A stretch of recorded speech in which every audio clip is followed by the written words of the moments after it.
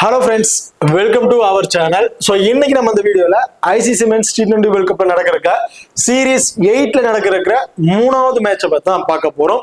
இந்த மேட்ச்ல யார் வின் பண்ண போறா, யார் வின் பண்றதுக்கான வாய்ப்புகள் இருக்கு, இந்த மேட்ச்ல ஒரு சுவாரஸ்யமான விஷயமும் வந்து அடங்க போகுது. அது என்ன அப்படிங்கறத டீடைலா வந்து நம்ம பார்க்க போறோம். ஸோ இந்த வீடியோவை கடைசியா ஸ்கிப் பண்ணாம பாருங்க. ஃபர்ஸ்ட் மேட்சை பொறுத்த வரைக்கும் பிப்ரவரி 22ஆம் தேதி வந்து நடக்கிறதுக்கு டைமிங் இரவு 7 மணிக்கு வந்து நடக்கிறதுக்கு வெனுவை பொறுத்த வரைக்கும் நரேந்திர மோடி ஸ்டேடியம் அகமதாபாத் தாங்க அந்த மேட்ச் வந்து நடக்க போகுது. மேட்ச் இந்தியா சவுத் ஆப்பிரிக்கா இவங்க ரெண்டு பேருக்கும் இடையில வந்து நடக்க போகுது.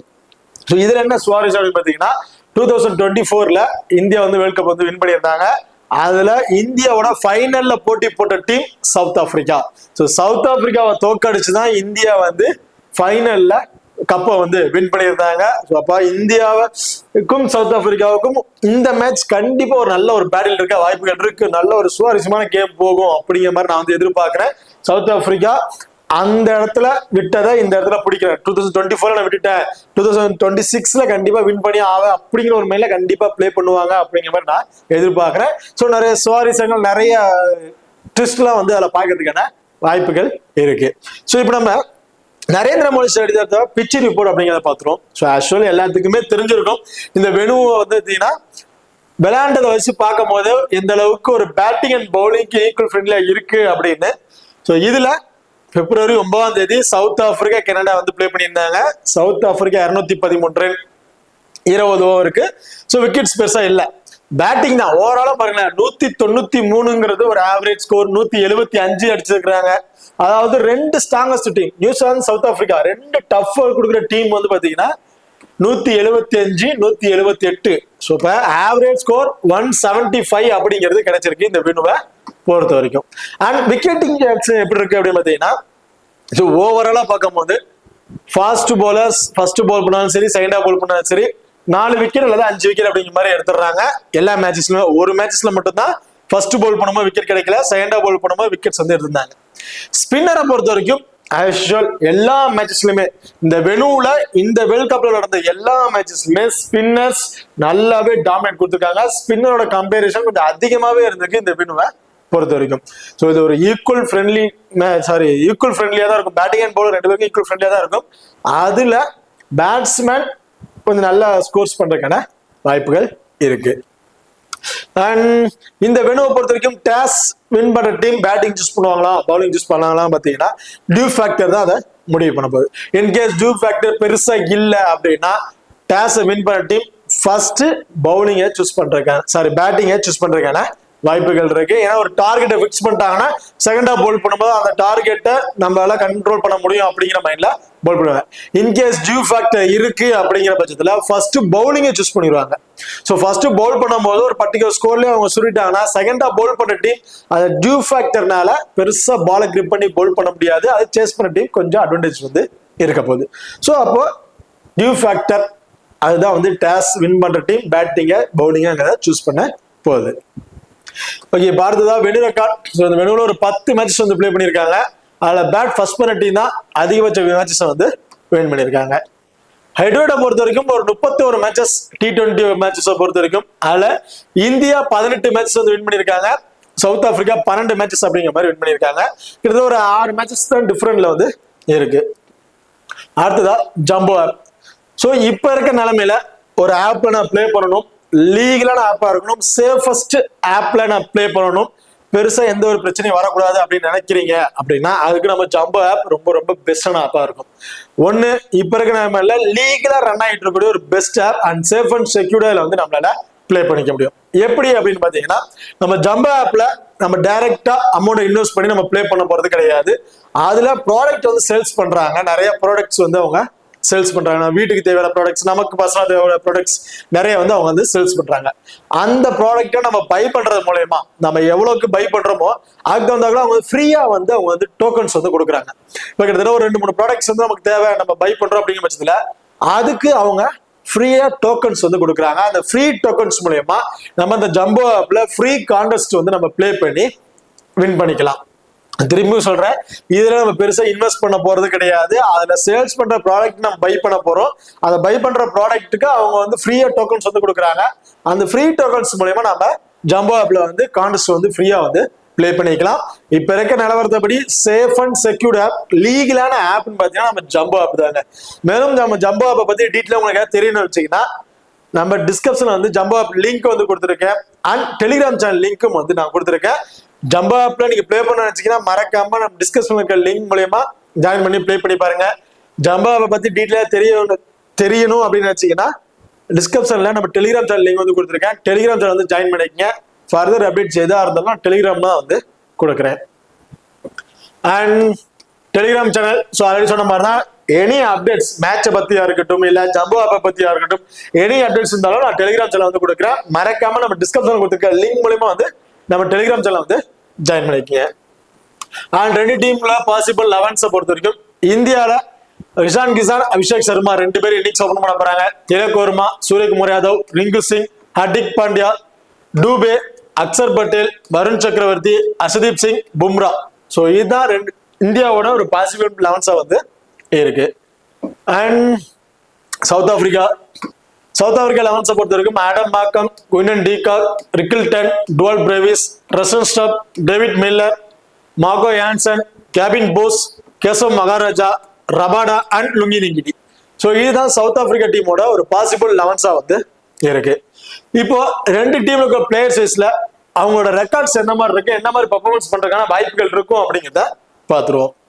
ஃபர்ஸ்ட் ரெண்டு டீம்ல கூட பேட்ஸ்மேன்லாம் நம்ம வந்து பாத்துருவோம். ரெண்டு டீமுக்கு பேட்ஸ்மேன்ல மோஸ்ட்லி யார் யார் பேட்டிங் ஆட வரதுக்கான வாய்ப்புகள் இருக்கு அண்ட் அவங்க என்ன மாதிரி ஸ்கோர்ஸ் பண்ணுவாங்க அப்படிங்கிறத பாத்துரும்.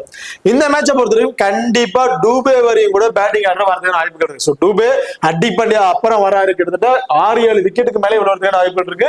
சப்போஸ் ரிங்கு சிங் வரையும் கூட பேட்டிங் ஆட வரதுக்கான வாய்ப்புகள் இருக்கு. அப்படி இருக்க பட்சத்துல பேட்டிங் ஆர்டர்ல இஷான் கிஷான் இந்த வெனுவுல ஒரே ஒரு மேட்ச் தான் பிளே பண்ணியிருக்காரு இந்த சீரீஸ்ல. இப்ப இந்த வேர்ல்ட் கப் மேட்ச் சீரீஸ்ல ஒரே ஒரு மேட்ச் தான் பிளே பண்ணியிருக்காரு. 18 ரன்ல ஒரு விக்கெட்டை வந்து இழந்துட்டாரு. அந்த விக்கெட் எப்படி போச்சு அப்படின்னு பாத்தீங்கன்னா அது எதிர்பாராத ஒரு விக்கெட் தாங்க. அடிக்க போனாரு, மெசேஜ்ல ஸ்டெம்ப்ல பட போச்சு, பேட்டை வச்சு தவறுலாம் பார்த்தாரு, அது ஒரு விக்கெட் வந்து விழுந்துச்சு. அது எதிர்பாராத விக்கெட். சப்போஸ் அந்த விக்கெட் விழுவல அப்படின்னா கண்டிப்பா இந்த மேட்சும் ஒரு ஹியூஜ் ஸ்கோர் அவுட் நமக்கு கிடைச்சிருக்கும். ஏன்னா அந்த சீரீஸ்ல விளையாட எல்லா மேட்சஸுமே அவரோட ரெக்கார்ட் வேற லெவல்ல இருக்கு. ஒரு குயிக் ஃபயர் நாக் வந்து ஆடுறாரு. இந்த மேட்ச் கண்டிப்பா எனக்கு தெரிஞ்சு 35ல இருந்து ஒரு 40+ ஸ்கோர் வரையும் ஆவரேஜா அடிப்பாரு இஷான் கிஷான் அப்படிங்கிறது என்னோட தனிப்பட்ட கருத்து. சேஃபான பிளேயரா போயிடுறாரு இந்த மேட்சை பொறுத்த வரைக்கும். அபிஷேக் சர்மா இந்த மேட்ச் சேஃபஸ்ட் பிளேயர். நீங்க யோசிக்கலாம், விளையாண்ட ரீசனா விளையாண்ட மேட்ச்லாம் டக் அவுட், பெருசா விக்கெட் இல்ல சார், ஸ்கோர் இல்ல, இவர் எப்படி சேஃபஸ்ட் பிளேயர் அப்படின்னு சொல்லிடுறாங்க. அபிஷேக் சர்மாவோட ரீசெண்ட் ரெக்கார்ட்ஸ் நான் பார்த்திருக்கேன். ஒரு மேட்சஸ் நல்லா பர்ஃபார்மன்ஸ் பண்ணா அடுத்த மேட்ச் அவரோட பேட்டிங் ஸ்கில் வேற மாதிரி சேஞ்ச் ஆயிரும். அந்த மாதிரி தான் விளையாண்டுருக்காரு. ஒரு ஸ்டொமக் அப்செட் சம்திங் ஒரு இன்ஜுரி இருந்து வந்தவர் சரியா பர்ஃபார்மன்ஸ் பண்ண முடியல, முதல்ல விக்கெட்டை வந்து இழந்துட்டாரு. இவருக்கு ஒரு பிளஸ் ஸ்டார்டிங்கா ஒரு 2 மேட்ச் டோட்டலி ஃபிளாப்னா அடுத்த மேட்ச் ஒரு செஞ்சுரி அடிக்கிற அளவுக்கு நல்ல ஸ்கோர்ஸ் வந்து ஸ்ட்ரைக் ரேட் அந்த அளவுக்கு சூப்பராகவே இருக்கும். அது அவரோட பிளஸ். அதே மாதிரி தொடர்ச்சியா 2 மேட்ச் டக் அவுட். இந்த மேட்ச் கண்டிப்பா நல்ல ஒரு ஸ்கோர் கொண்டு போவாரு நான் தனிப்பட்ட முறையில எதிர்பார்க்கிறேன். அவரோட மைனஸ் என்ன அப்படின்னு பாத்தீங்கன்னா ஆஃப் பிரேக் பவுலர்ட்டு தான் அதிகமான முறை விக்கெட்ஸ் வந்து இழந்திருக்காரு. அபிஷேக் சர்மா பொறுத்த வரைக்கும் ஆஃப் பிரேக் பவுலர்ட்டு வீக் அப்படிங்கிறத தெளிவா ஆப்பனன்ட் டீம் கணிச்சு வச்சிருப்பாங்க. ஆப்பனன்ட் டீம் கோச் வந்து தெரிஞ்சு வச்சிருப்பாங்க. ஸ்டார்ட் அப்ல சரி பெருசா நம்ம ஃபாஸ்ட் பவுலர் விட்டு போகலான்னு சவுத் ஆப்பிரிக்கா போறாங்க அப்படிங்கிற பட்சத்துல 2 பேரும் பார்ட்னர்ஷிப் போட்டு ஒரு 50 ரன் பவர் பிளே முடியுதுக்குள்ள 50ல இருந்து ஒரு 60+ ஸ்கோர் அடிச்சிட்டாங்க. அப்படிங்கும் போது கண்டிப்பா ஆஃப் பிரேக் பவுலரான ஆடம் மார்க்கம்க்கு பவுலிங் ஆப்ஷனை கொடுத்து அபிஷேக் சர்மாவோட விக்கெட்டை எடுக்க பார்க்கணும் அப்படிங்கிறத பார்ப்பாங்க. இல்ல இன்னொன்னு என்னன்னா, நம்ம ஸ்டார்ட் அப்லயே பவர் பிளே ஒரு டீம் கொலாப்ஸ் பண்ணிடலாம் அப்படின்னு நினைச்சு ஸ்டார்ட் அப்லயே ஆடம் மார்க்கம்க்கு ஒரு பவுலிங் ஆப்ஷன் கொடுத்து ட்ரை பண்றதுக்கான வாய்ப்புகள் இருக்கு. இந்த மேட்ச் எனக்கு தெரிஞ்சு ஸ்பின்னர் வரும்போது அபிஷேக் சர்மா கொஞ்சம் ஸ்டேபிளா பிளே பண்ணி ஃபாஸ்ட் பவுலர்ட்ட அக்ரெசிவ் காட்டுவாரு அப்படிங்கிற மாதிரி எதிர்பார்க்கிறேன். ஒரு 25 to 30+ ரன்னுங்கிறது ஆவரேஜா கிடைக்கும். என்னை பொறுத்தவரைக்கும் சேஃபஸ்ட் பிளேயரா இருப்பாரு அப்படிங்கிற மாதிரி எதிர்பார்க்கிறேன். திலக் வர்மா நல்ல ஒரு நாக் விளாடுறாங்க. ஃபர்ஸ்ட் பேட் பண்ணாலும் சரி, சைனா பேட் பண்ணாலும் சரி, ஒரு குயிக் ஃபயர் நாக் வந்து பிளே பண்ணிடுறாரு. 25ங்கிறது ஒரு ஆவரேஜ் ஸ்கோரா வந்து அடிச்சிடுறாரு. ஃபாஸ்ட் பவுலர்ட்ட நல்லா வரும். அந்த மீடியம் ஃபேஸ் பவுல் பண்ணக்கூடிய பவுலர் தான் கொஞ்சம் ஸ்ட்ரகிள் ஆறாரு. மற்றபடி ஸ்பின்னரா இருந்தாலும் யாரா இருந்தாலும் நல்லா சூப்பரா வந்து அவர் பேட்ல கரெக்டா வந்து பெர்ஃபார்மன்ஸ் வந்து பண்ணிடுறாரு. Suryakumar Yadav as usual safest player. எப்ப எல்லாம் கேப்டன்ஷிப் நாக் இவர் வந்து பிளே பண்ணணும்னு தோணுதோ அந்த மாதிரி மேட்சஸ்ல கண்டிப்பா அவர் வந்து கேப்டன்ஷிப் நாக் வந்து கரெக்டா வந்து பிளே பண்ணிடுறாரு. இன்கேஸ் டாப் ஆர்டர்ல அந்த 3 பேர் இன்னும் ஒரு நல்ல ஸ்கோர் செட் பண்ணிட்டாங்கன்னா அதுக்கப்புறம் சூரியகுமார் வரும்போது அவரோட ஹிட்டனை காமிச்சு கண்டிப்பா அவரும் நல்லா ஸ்கோர் வந்து அடிக்க ஆரம்பிச்சிருவாரு. டூபே பொறுத்த வரைக்கும் லாஸ்ட் மேட்ச் சரி குவாலிஃபர் ஆயிட்டோம் அப்படிங்கிறனால டூபே வந்து டாப் ஆர் வந்து ப்ரொமோட் பண்ணியிருந்தாங்க. இந்த மேட்ச் ப்ரொமோட் பண்றதுக்கான மோஸ்ட் ப்ராபபிலி வாய்ப்புகள் கம்மி தான். அப்படி இருக்க பட்சத்துல ஹர்திக் பாண்டியா தான் டூபே இடத்துக்கு வருவாரு. அதுக்கப்புறம் ரிங்கு சிங், அதுக்கப்புறம் டூபே வரதுக்கான வாய்ப்புகள் இருக்கு. இல்ல ரிங்கு சிங்க்கு முன்னாடி கூட டூபே வரதுக்கான வாய்ப்புகள் இருக்கு. டூபே கடைசி ஒரு 4ல இருந்து ஒரு 3 ஓவர் பேட்டிங் ஆர்டர் வரலாம். அப்படி வந்தாரு அப்படின்னா ஒரு 15+ இருந்து ஒரு 20+ ரன் அப்படிங்க அடிக்கிறதுக்கான வாய்ப்புகள் இருக்கு. ஹர்திக் பாண்டியா 4 ஓவர் பவுல் பண்றாருங்க. டபுள் ஆப்ஷன்ல இருக்கக்கூடிய ஒரு பிளேயர், ரொம்ப ரொம்ப சேஃபஸ்ட் பிக்கான பிளேயரா வந்து இருப்பாரு. நாளைக்கு நடக்கிற மேட்ச்ல ஹர்திக் பாண்டியோட பங்களிப்பு ரொம்ப ரொம்ப அதிகமா இருக்கிறதுக்கான வாய்ப்புகள் இருக்கு. ஏன்னா சவுத் ஆப்பிரிக்கா அகேன்ஸ்ட் நல்ல பேட்டில் வச்சிருக்காரு. சவுத் ஆப்பிரிக்கா ஃபாஸ்ட் பவுலரா இருக்கட்டும், ஸ்பின்னரா இருக்கட்டும், துவம்சம் பண்ணக்கூடிய ஒரு பிளேயரே வந்து சொல்லுவேன். இந்த மேட்ச் ஹர்திக் பாண்டியா பவுலிங்ல 2 விக்கெட் வரையும் எடுப்பாரு அண்ட் பேட்டிங்ல ஒரு 30+ ரன்ங்கிறது அடிப்பாரு அப்படிங்கிற மாதிரி எதிர்பார்க்க 100% சேஃபஸ்ட் பிளேயரா வந்து இருக்கிறதுக்கான வாய்ப்புகள் இருக்கு. இப்ப இந்த 6 பிளேயர்ல எந்தெந்த பிளேயரோட பங்களிப்பு அதிகமா இருக்கும் அப்படின்னு பாத்தீங்கன்னா ஹர்திக் பாண்டியா 1, இஷான் கிஷான் 2, சூரியகுமார் யாதவ் 3, அபிஷேக் சர்மா இந்த மேட்ச் நல்லா பெர்ஃபார்மன்ஸ் பண்ணுவாருன்னு எதிர்பார்க்கிறேன் 4. ஸோ இந்த 4 பேரோட பெர்ஃபார்மன்ஸ் இந்த மேட்ச் ரொம்ப ரொம்ப அதிகமா இருக்கும் அப்படிங்கிற மாதிரி நான் எதிர்பார்க்கிறேன். இந்தியா வின் பண்ணுதுங்கிற பட்சத்துல இந்த 4 பேரும் ரொம்ப முக்கியத்துவம் வாய்ந்த பிளேயரா வந்து இருப்பாங்க. அண்ட் சவுத் ஆப்பிரிக்கா டீம் பேட்ஸ்மேனை பொறுத்த வரைக்கும் ஆடம் மார்க்ரம் இந்த வெனுல சவுத் ஆப்பிரிக்கா 3 மேட்சஸ் வந்து பிளே பண்ணியிருக்காங்க. கிட்டத்தட்ட ஒரு 4 மேட்சஸ் வந்து பிளே பண்ணிட்டாங்க. 4ல ஒரே ஒரு மேட்சஸ் மட்டும்தான் அதர் வெனுல போய் பிளே பண்ணாங்க. மித்த 3 மேட்சஸும் சேம் அகமதாபாத் பிச்சில் தான் வந்து பிளே பண்ணியிருக்காங்க. அதுல Adam Markram first match 59 run, second match 5 ரன்ல அவுட், 3வது match 86 run, not out batsman. So இந்த வெனுல நல்ல செட்டில் ஆன பிளேயர்னே வந்து சொல்லுவேன் ஆடம் மார்க்ரமை பொறுத்த இருக்கும். இவர் எந்த மாதிரி போலர் விக்கெட் இழந்திருக்காரு அப்படின்னு பார்த்தீங்கன்னா left arm spinner, left arm fast bowler இவங்களுக்கு தான் அவர் வந்து விக்கெட்டை வந்து இழந்திருக்காரு. ஸோ லெஃப்ட் ஆர்ம் ஃபாஸ்ட் போலர்கிட்ட 5 ரன்ல விக்கெட் வந்து இழந்திருக்காரு. ஸோ நம்ம டீம்ல left arm spinner, left arm fast bowler India டீம்ல யார் இருக்கான்னு பார்த்தீங்கன்னா ஸ்பின்னர், லெஃப்ட் ஆர்ம் ஸ்பின்னர் அப்படின்னு பார்த்தீங்கன்னா பெருசாக யாரும் இல்லை. Left arm fast bowler Harshdeep Singh இருக்காரு. ஹர்ஷதீப் சிங் பவர் பிளேல பவுல் பண்ணக்கூடிய பவுலர். இன்கேஸ் ஹர்ஷதீப் சிங்கும் அண்ட் ஆடம் மார்க்ரமுக்கும் ஒரு பேட்டில் இருக்க வாய்ப்புகள் இருக்கு. கொஞ்சம் ஏர்ல விக்கெட்டை இழந்துருவாரு அப்படிங்கிற மாதிரி என்னோட கருத்து. இன்கேஸ் அவர்கிட்ட சேவ்ல நின்றுட்டாரு அப்படின்னா ஒரு 25+ ரன்ங்கிறது 30+ ரன் கூட அடிக்கிறதுக்கான வாய்ப்புகள் இருக்கு. அண்ட் இன்னொரு எக்ஸ்ட்ரா அட்வான்டேஜ் ஆடம் மார்க்ரம் என்னன்னு பாத்தீங்கன்னா பவுலிங் ஆப்ஷன். ஒரு off break bowler Aiden Markram. So mostly நிறைய மேட்சஸ் பவுலிங் ஆப்ஷன் கொடுக்கறது கிடையாது. கொடுத்தாலும் 1 ஓவர் அந்த மாதிரி தான் கொடுத்தாங்க. பட் இந்த மேட்ச் என்னன்னா 2ல இருந்து 3 ஓவர் அஷல் 2 ஓவர் யாரு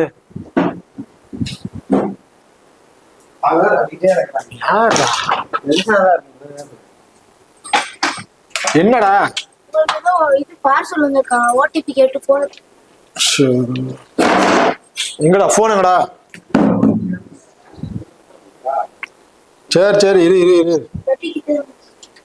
அடிச்சாங்க அக்கா அப்ப நிறுத்தி பேச வேண்டியதாடா வீடியோ போடுவீங்க ஓடிபி சொல்லுங்க இந்த சொல்றேன் 6142 அண்ணா 6142 அவங்களே இருப்பாரு. ஓகேவா? ஓகே ஓகே சரி அது என்னதான் வந்திருக்கும் பாரு. ஆமா ஆமா சரி ஓகே. டேய் டேய் டேய் வாடா காசு வாடா.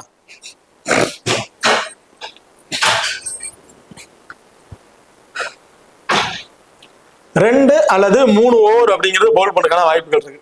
காரணம் என்ன பாத்தீங்கன்னா இந்தியால full and full left handers தான் அதிகமா இருக்காங்க. ரைட் ஹேண்டர்ஸ் 1 or 2 பிளேயர்ஸ் மட்டும் தான் இருக்காங்க.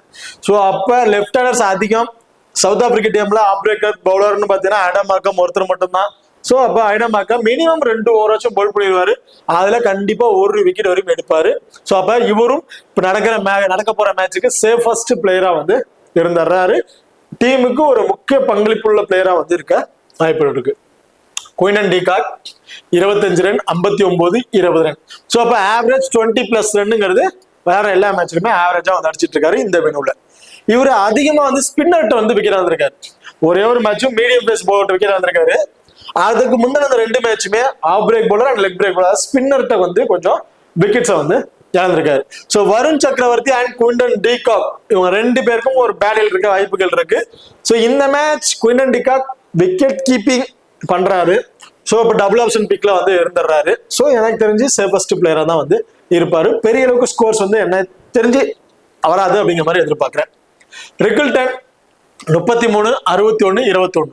ஸோ ஆவரேஜ் 25 அப்படிங்கிற மாதிரி தான் இவருக்கு வந்து கிடைச்சிருக்கு. குவிண்டன் டிகாக்கை கம்பேர் பண்ணும்போது ரிக்கில்டனோட ஃபார்ம் ரொம்ப ரொம்ப சூப்பரான ஃபார்ம்ல இருக்கு. வேற அளவு பர்ஃபார்மன்ஸ் வந்து பண்ணிட்டு இருக்காரு. ஆக்சுவல் இவருமே வந்து பாத்தீங்கன்னா அது ஸ்பின்னர்ட்டு தான் வந்து விக்கெட் வந்திருக்காரு. அதுவும் லெஃப்ட் ஆர்ம் ஸ்பின்னர் தான், right arm spinner left arm spinner தான் அதிகமான விக்கெட்ஸை வந்து இழந்திருக்காரு.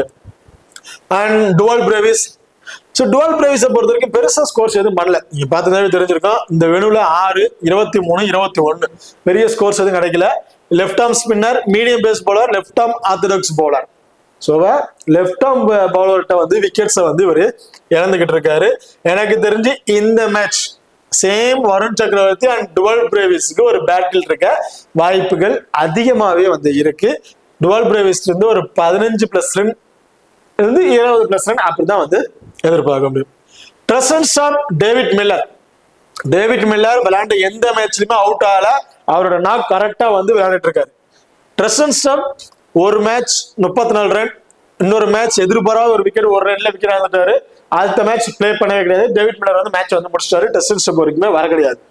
என்னைய பொறுத்த வரைக்கும் இந்த டீம்ல Adam Markram, Rickelton, so wicket keeping பண்றதுனால Quinton de Kock 3, Stubbs, David Miller இந்த 5 பிளேயரோட பங்களிப்பு 5ல எனக்கு குவிண்டன் டிகாக் கூட கொஞ்சம் கட் பண்ணிட்டா Aiden Markram, Rickelton, Stubbs, David Miller இந்த 4 பேர்த்தோட பங்களிப்பு ரொம்ப ரொம்ப அதிகமாகவே இருக்கும் இந்த மேட்சை பொறுத்த வரைக்கும்.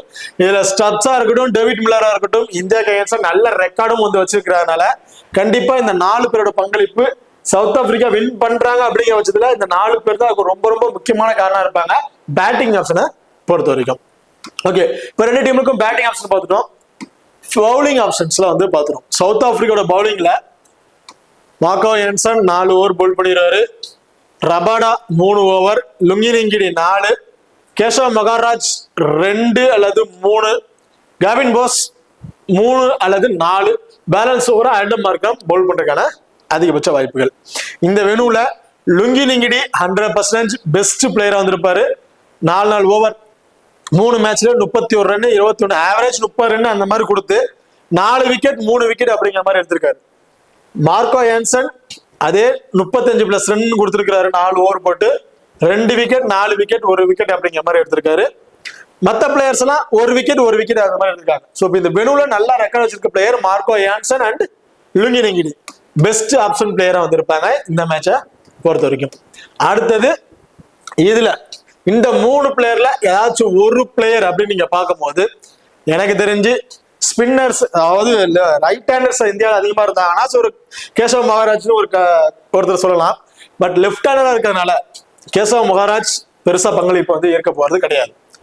ரபாடா ஓவரை வந்து பொழந்துடுறாங்க, பெருசா ஸ்கோர்ஸ் இது பண்றது இல்லை, 1 விக்கெட் அந்த மாதிரிதான் வந்து கிடைக்குது. கேபின் போஸ் கேம் சேஞ்சிங் பிளேயரா இருக்கிறதுக்கான வாய்ப்புகள் இருக்கு. நான் கிடக்கிற மேட்சை பொறுத்த வரைக்கும் இவர் எப்படி வேணாலும் கேமை வந்து சேஞ்ச் பண்ணிடுவாரு. ஸோ ஆக்சுவலி என்னை பொறுத்த 2 விக்கெட் வரைக்கும் எடுத்துருவாரு அப்படிங்கிற மாதிரி நான் எதிர்பார்க்கிறேன். ஸோ இப்போ பேட்டிங்ல Adam Markram 1, Rickelton 2, Stubbs 3, David Miller 4, பவுலிங்ல மார்கோ என்சன் 5 மொத்தம், லுங்கினிங்கிடி 6, கேபின் போஸ் 7, 8வது பிளேயர்னு பார்த்தீங்கன்னா குவிண்டன் டிகாக்கை நீங்க ட்ரை பண்ணி குவிண்டன் டிகாக் ஒரு நல்ல பிளேயரா இருக்கிறதுக்கான வாய்ப்புகள் இருக்கு. அது இந்தியன் டீமை பொறுத்த வரைக்கும் அக்சர் பட்டேல், வருண் சக்கரவர்த்தி, ஹர்ஷதீப் சிங், பும்ரா, ஹர்திக் பாண்டியா இந்த 5 பிளேயருமே அவங்களோட 4 ஓவர்ஸ் வந்து பவுல் பண்றதுக்கான வாய்ப்புகள் இருக்கு. இதுல இன்கேஸ் ஸ்பின்னர் தேவைப்பட்டாங்க அப்படின்னா ரிங்கு சிங் அல்லது டூபே 2 பேர்ல யாராச்சும் ஒருத்தரை உட்கார வச்சுட்டு ஒரு ஸ்பின்னரை உள்ள கொண்டு இருக்க வாய்ப்பு இருக்கு. ஸோ ஸ்பின்னர் மோஸ்ட்லி தேவைப்படாது இந்த டீமை பொறுத்த வரைக்கும். பும்ரா 4 ஓவர் 2 விக்கெட் வரையும் எடுக்கிறதுக்கான வாய்ப்புகள் இருக்கு. ஹர்ஷதீப் சிங் நான் ஆல்ரெடி சொன்ன மாதிரி தான் ஸ்டார்ட் அப்ல டீம் கொலாப்ஸ் பண்றதுக்கான ஒரு வாய்ப்புள்ள பிளேயர்.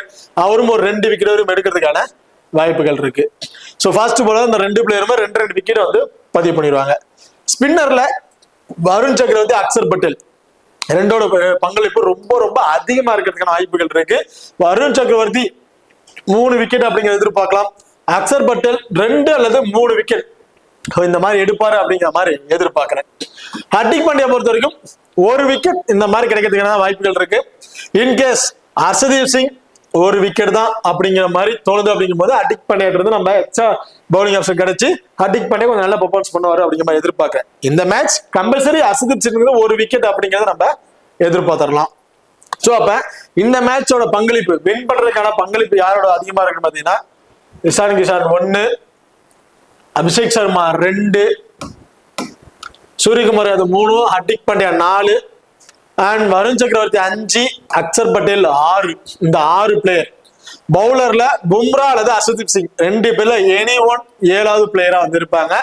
இதுல திலக் வர்மா அல்லது டூபே 2ல எனி ஒன் 8வது பிளேயரா இருக்கிறதுக்கான வாய்ப்புகள் இருக்கு. இந்த டீம் வின் பண்றதுக்கான பங்களிப்பு இவங்கள்ட்ட இருந்து கொஞ்சம் அதிகமா கிடைக்கிறதுக்கான வாய்ப்புகள் வந்து இருக்கு.